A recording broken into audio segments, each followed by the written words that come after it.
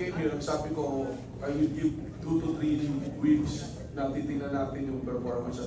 But that this set the record straight. I'm very thankful to Director Rito Magno for fixing it already. May mga nakaayos na sistema nung dumating ako. At wala naman akong dalang tao. Sa totoo, halos wala akong kakilala dito sa NBI. But I trust the system, I trust the professionalism of everyone.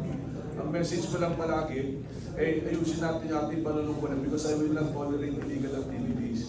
But those who should be commended will be commended and those who will be punished will be punished. With your question kung magkakaroon ng reshuffle, there will probably little movement, very little movement. And that's not only an exercise of my prerogative, but the thing is, gusto ko bang ma-rationalize natin, ma-optimize at ma-rationalize. Kung pinukumpara ko to, basketball team kami, ako yung coach nila.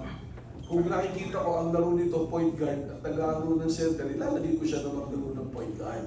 At yung pang center, para mas maganda yung dynamics namin. But again, let me state, I'm respecting the professionalism and admire the professionalism of the men and women of National Bureau of Investigation. Sabi ko nga, binibiro ko sila, 5 days ako ngayon today. 5 malalaking huli rin yung ginawa ng National Bureau of Investigation and we have to commend them.